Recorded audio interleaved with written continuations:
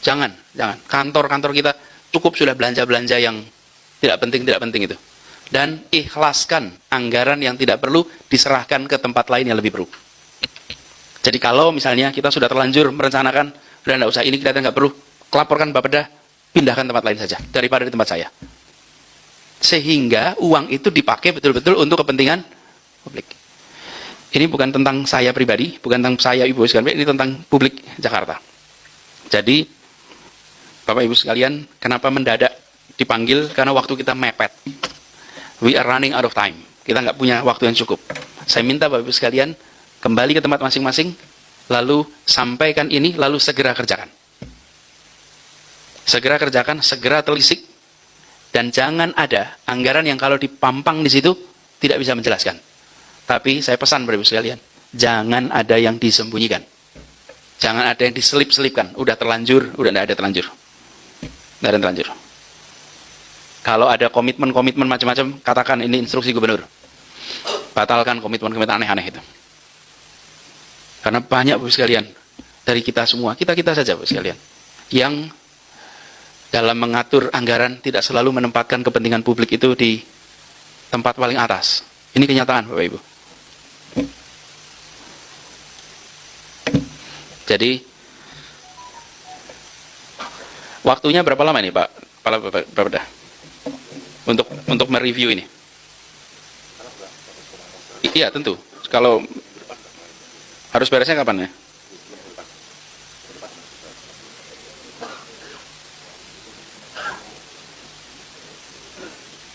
Sekarang hari Rabu,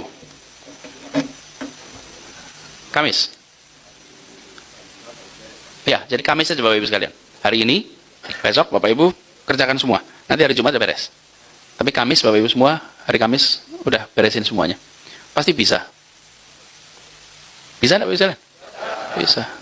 Dan nanti kita akan lakukan, kita upgrade teknologinya, kita gunakan sistem yang lebih baik, sehingga perencanaan-perencanaan seperti ini, secara sistem informasi itu lebih baik.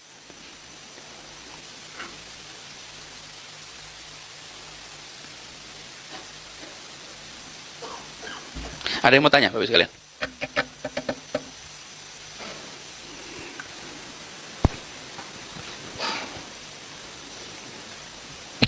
Ada pertanyaan?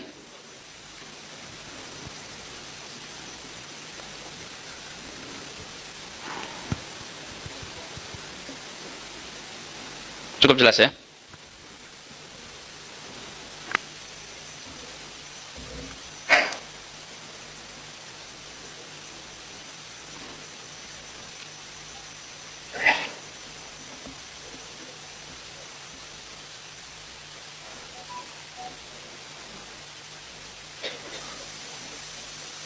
Bapak Ibu semua, saya ingin beri catatan ini soal peningkatan jumlah lomba-lomba ini. Lomba-lomba, Bapak sekalian, saya tidak punya masalah dengan lombanya sendiri, tapi jenis lombanya harus dipikirkan serius. Jangan asal lomba. Terus, tidak semua lomba nasional itu harus diikuti. Tidak semua. Kalau lomba nasional kira-kira relevansinya tidak tinggi, tidak usah, tidak apa-apa. Karena segala kementerian itu bikin lomba. Oh, daerah pontang-panting menyelenggarakan lomba. Kalaupun itu kita kerjakan dengan cara yang lebih baik.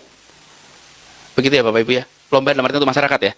Tapi kalau lomba kita provinsi, maka do it our best. Karena misalnya kemarin barusan kita dapat penghargaan Dinas Tenaga Kerja Transportasi. Kita dari 9 jenis penghargaan, kita dapat 4 yang paling tinggi. Dari 9. That's good job. Itu yang dilombakan kita. Yang saya maksud ini misalnya lomba sekolah ramah lingkungan. Oke. Itu kan luar dari Kementerian LH dia, Pak. Rutin tuh nanti penghargaannya sekitar bulan November. Itu dikerjakan. Ada macam-macam lomba. Dipilih Bapak Ibu sekalian. Dan pastikan lomba itu tujuannya mendorong interaksi antar masyarakat. Bapak Ibu yang di sini mau nambahkan? Ada orang kompeten, ada orang yang berintegritas, tapi yang dipikirinya anak ponakan saudara. Ketika teman-teman bicara tentang menjadi pemimpin yang transformatif, maka ini harus dikendalikan. Nah, ada faktor pengurangnya. Satu nih, ini yang mengurangi nih. Apa SI itu? Nah, bagus. SI itu artinya self interest, kepentingan pribadi. Ada orang kompeten, ada orang yang berintegritas, tapi yang dipikirinya anak ponakan saudara.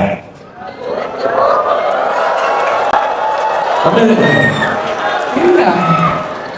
Begitu kepentingannya jadi kepentingan diri pribadi, kepentingan keluarga, kepercayaan langsung nih. Tiga ini membuat kepercayaan meningkat, satu ini membuat kepercayaan. Jadi kalau Anda berbicara transformatif, kendalikan SI, kendalikan kepentingan pribadi itu, karena itu yang merusak. Pemimpin beda dengan pejabat. Pejabat itu pemegang kewenangan. Kita sering ketemu pejabat yang bukan pemimpin. Betul nggak? Iya. If you have no follower, you are no leader. Kalau Anda tidak punya pengikut, Anda bukan. Jadi pemimpin itu yang diikuti apa? Pikirannya, diikuti ujarannya, diikuti tindakannya. Nah, pertanyaan ini, ketua preman di terminal pemimpin juga? Iya. Pemimpin baik kan? Enggak. Nah, itu di situ letak bedanya. Jadi, ketika kita bicara tentang kepemimpinan transformatif, maka kepemimpinan transformatif beda dengan kepemimpinan transaksional. Kepemimpinan transformatif adalah kepemimpinan yang kata-katanya, pikirannya bisa menginspirasi, bisa menggerakkan sehingga terjadi perubahan. Itu kepemimpinan transformatif. Nah, ini Ari tadi bilang, orang mana Ari tadi? Ari tadi yang di sana itu bilang orang yang memiliki kewenangan. Nah, pemimpin beda dengan pejabat. Pejabat itu pemegang kewenangan. Kita sering ketemu pejabat yang bukan pemimpin. Betul nggak? Iya. Dia punya jabatan, tapi dia tidak punya kepemimpinan. Betul nggak? Dan kita juga sering ketemu pemimpin yang bukan pejabat. Betul nggak? Iya. Kata-katanya diikuti, pikirannya diikuti, tapi tidak punya jabatan. Betul nggak, Mas? Iya. Tetap pemimpin? Tetap. Apakah yang punya jabatan otomatis pemimpin? Belum tentu. Cirinya sederhana, lepas jabatan, lepas pengikutnya. Karena orang mengikuti karena otori. Ini bukan soal membela buruh, ini soal menegakkan perintah pertama konstitusi. Bahwa kita semua mendirikan republik ini untuk sebuah kalimat, menengok ke depan. Bapak Ibu sekalian, kalau kita mau melakukan pemilihan, mau menengok apa yang akan terjadi besok, tidak bisa kita melihat janji hari ini, tapi tengoklah apa yang sudah dikerjakan di masa lalu. Ya, prediktor terbaik atas perilaku masa depan adalah perilaku masa lalu. Bila di masa lalunya tidak peduli, jangan harap besok peduli. Bila di masa lalunya memperjuangkan, insya Allah besok akan memperjuangkan. Ini adalah pola. Karena itulah kenapa kita bicara tentang rekam jejak, bicara tentang apa yang digunakan ketika menjalankan amanat di masa lalu sebagai prediktor apa yang akan dikerjakan di masa depan. Dan terkait dengan urusan ini, kita semua menyaksikan bahwa yang dibutuhkan untuk Indonesia maju, Indonesia bisa sejahtera, Indonesia bisa merasakan sebuah perasaan keadilan, adalah keputusan-keputusan yang mendasarkan kepada prinsip kesetaraan, prinsip keadilan. Itu yang dibutuhkan. Karena itu yang membuat kita bisa maju. Nah, seringkali kita menghadapi tantangan. Kenapa tantangan? Ada sebagian yang sudah maju berkembang, ketika sudah maju berkembang, tidak mau memikirkan yang belum maju. Sudah mikirin diri sendiri. Tapi kita juga rasanya sering begitu. Ini observasi nih Pak. Saya kalau hadir di sebuah acara, seringkali habis acara selesai, terus kita foto. Halo teman-teman, jumpa bersama saya di Politik Dangi. Luar biasa ya teman-teman, bagaimana Anies Baswedan, teman-teman, tokoh yang sangat fenomenal ini ya. Luar biasa ya. Pidatonya, bagaimana langkah-langkah politik jenius Anies, teman-teman. Ini kan membuat publik semakin terpesona ya. Apalagi Anies ini sangat jenius, cerdas teman-teman. Anies di awal tahun 2026 ini kemarin di Januari teman-teman, itu ya bersama dengan relawan ya dan timnya itu membangun partai politik yaitu Gerakan Rakyat ya. Yang ini ya, dianalisis ini bisa bersaing di Pilpres 2029 dan Pemilu 2029 teman-teman. Saya yakin bahwa Partai Anies ini bisa lolos ke Senayan ya. Apalagi 2029 ini adalah kontestasi yang sangat seru teman-teman. Serunya apa? Serunya yang pertama sekarang ini sedang ya ada rencana pembahasan ambang batas parlemen teman-teman ya. Artinya sekarang ini 4% ya. 4% ambang batas partai-partai yang lolos ke Senayan.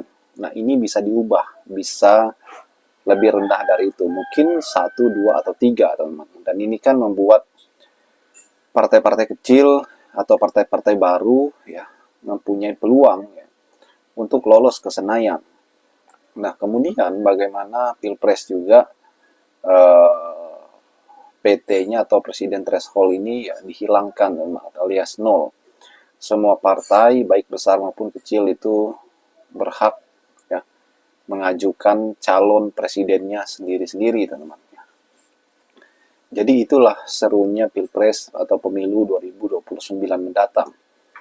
Dan kalau kita melihat ya jeniusnya Anies ini menggunakan kepopularitasnya di Pilpres 2029 ini 2024 yang lalu dengan membangun partai. Artinya bahwa Anies menggunakan peluang ini dengan baik.